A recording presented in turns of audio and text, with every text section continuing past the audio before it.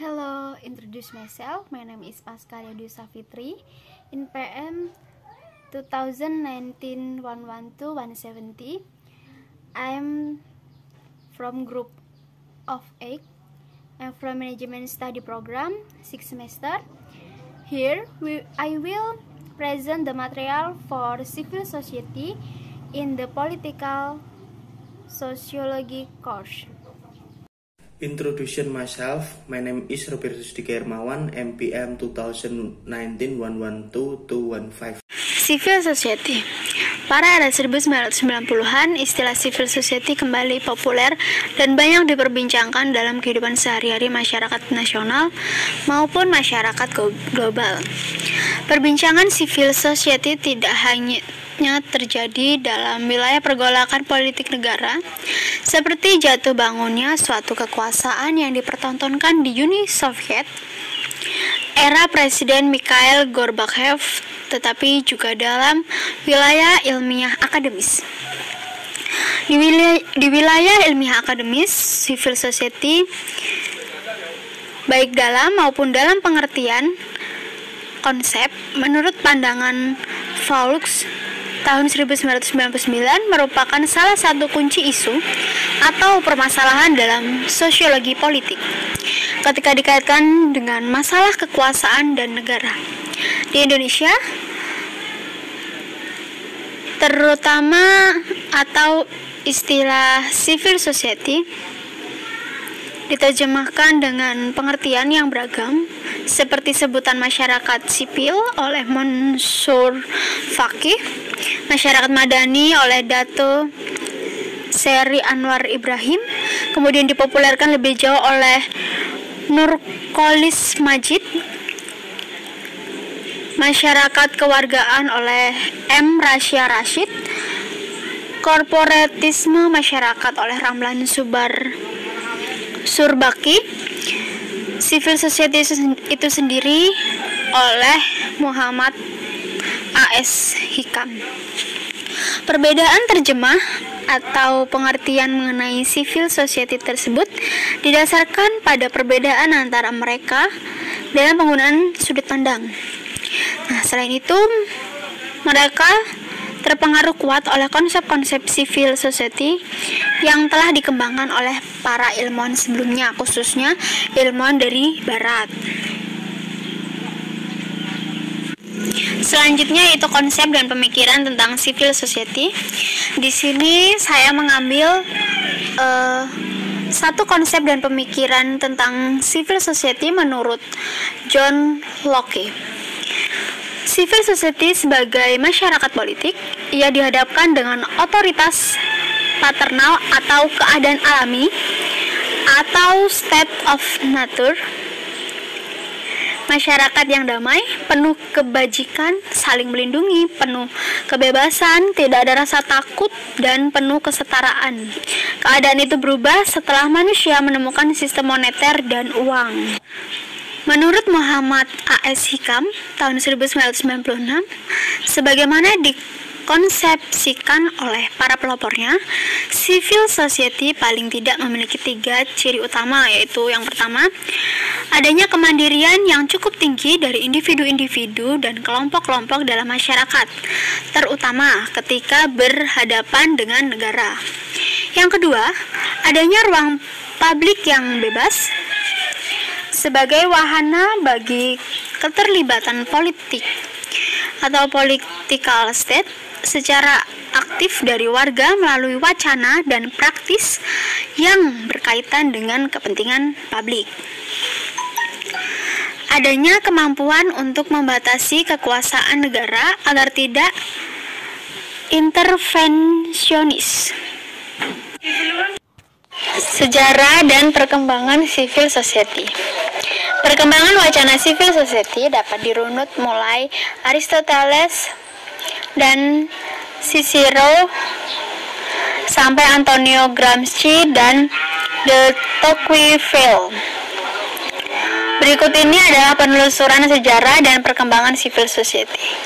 Tahun 384 sampai 322 sebelum Masehi. Pada masa ini istilah civil society dipahami sebagai sistem kenegaraan dengan menggunakan istilah koinonia politik, yakni sebuah komunitas politik tempat warga dapat terlibat langsung dalam berbagai pencaturan ekonomi politik dan pengambilan keputusan.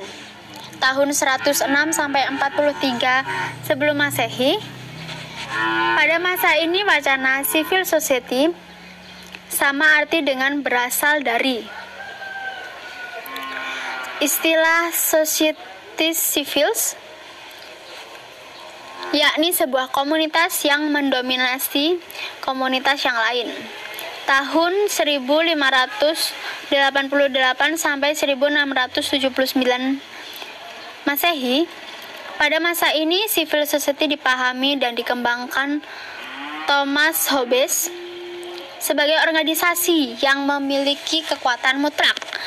Ini diperlukan untuk sepenuhnya mengontrol dan mengawasi secara ketat pola aksi perilaku politik tiap warga negara. Tahun 1588 sampai 1679 Masehi.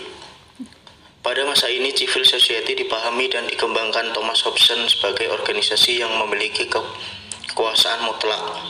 Hal ini diperkuat untuk mampu sepenuhnya mengontrol dan mengawasi secara ketat pola-pola interaksi dalam kurung perilaku politik setiap warga negara. Tahun 1632 sampai 1704.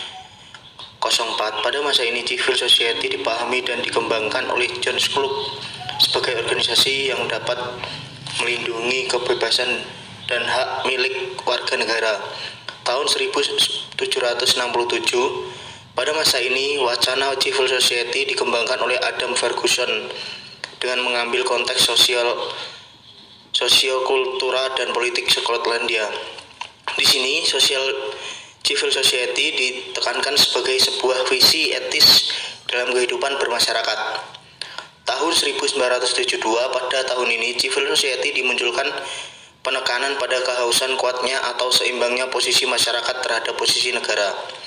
Perkembangan civil society selanjutnya dikembangkan oleh G.W.F. Hegel 1770 sampai 1831 Masehi. Karl Marx 1818 sampai 1883 Masehi dan Antonio Gramsci 1891 sampai 1937 Masehi. Ketiga tokoh ini mengembangkan wacana civil society sebagai elemen ideologi kelas dominan. Dengan penekanan model tersebut berarti pandangan ini lebih merupakan sebuah reaksi dari model pemahaman yang dipegang oleh Thomas Paine dalam kurung yang menganggap civil society sebagai bahan terpisah dari negara. Periode berikutnya, wacana civil society dikembangkan oleh Alexis de Tocqueville pada tahun 1809 sampai 1859. Dengan berdasarkan pada pengalaman demokrasi Amerika Serikat, dengan cara mengembangkan teori civil society sebagai komunitas penyeimbang kekuatan negara. Dari hasil studi de Tocqueville menyimpan bahwa kekuatan politik dan civil society lah yang menjadikan demokrasi di Amerika Serikat mempunyai daya tahan. Karena itu, menurut de Tocqueville, dengan terwujudnya pluralitas, kemandirian, dan kapasitas politik di dalam civil society, warga negara akan mampu mengimbangi dan mengontrol kekuatan negara. Pilar-pilar penegak civil society di Indonesia. Pilar di sini ditujukan pada lembaga atau institusi penegak yang merupakan bagian dari sosial kontrol. Fungsi lembaga tersebut adalah mengkritisi kebijakan-kebijakan penguasa yang diskriminatif serta mampu memperjuangkan aspirasi masyarakat yang tertindas. Untuk konteks di Indonesia, pilar-pilar yang terus berkontribusi bagi menegak civil society yakni yang pertama, gerakan mahasiswa. Menurut Alfian M. merupakan fenomena yang layak dicermati, antara lain disebabkan oleh posisinya yang relatif independen dan lebih cenderung masih dominan menampakkan idealismenya. Gerakan mahasiswa, untuk membedakannya dengan gerakan-gerakan lain memiliki nuansa yang pas, antara lain disebabkan oleh posisi istimewa merupakan di tengah-tengah masyarakat pada umumnya. Yang kedua, lembaga swadaya masyarakat (LMS). Sebagai pilar civil society di Indonesia, dalam kajian tim ICCE UIN Jakarta, LSM diartikan sebagai institusi sosial yang dibentuk oleh swadaya masyarakat. Tugas esensinya adalah membantu dan memperjuangkan aspirasi dan kepentingan masyarakat yang tertindas. Selain itu, LSM dalam konteks civil society juga bertugas menyelenggarakan empowering, pemberdayaan kepada masyarakat mengenai hal-hal yang signifikan dalam kehidupan sehari-hari, seperti advokasi, pelatihan, serta sosialisasi berbagai program pembangunan masyarakat. Yang ketiga, pers sebagai pilar civil society. Pilar ini merupakan institusi yang penting dalam menegakkan civil society karena memungkinkannya dapat mengkritisi dan menjadi bagian dari sosial kontrol yang dapat menganalisa serta mempublikasi berbagai kebijakan pemerintah yang berkenaan dengan warga negaranya. Hal tersebut pada gilirannya mengarah pada adanya independensi pers serta mampu menyajikan berita atau informasi secara objektif dan transparan. Di Indonesia khususnya sejak reformasi, kebebasan pers memang lebih besar dijamin oleh UU Pokok Pers nomor 40 tahun 1999. Ungkapan ini banyak mengandung kebenaran. Pers masa kini berbeda dengan zaman Orde Baru. Pemerintah pun kini tidak bisa sewenang-wenang membubarkan pers. Seiring dengan jatuhnya Orde Baru, media massa cetak banyak bermunculan dan stasiun televisi pun semakin beragam. Kesimpulannya, baik mahasiswa, LSM, dan pers disatukan oleh kesamaan kepentingan di antara mereka, yakni berbagai demokrasi dan proses reformasi bisa dikawal, perlu dipikirkan, dan diagendakan segera. Apakah posisi gerakan mahasiswa, LSM, dan pers di sini lebih sebagai kekuatan civil society yang berorientasi memperkuat wacana dan proyek neoliberal, ataukah sebaliknya memperkuat basis gerakan sosial yang memperjuangkan demokrasi kerakyatan sebagai orientasi utamanya? Lebih baik kekuatan civil society diarahkan ke penguatan basis gerakan sosial ketimbang memperkokoh skenario neoliberal.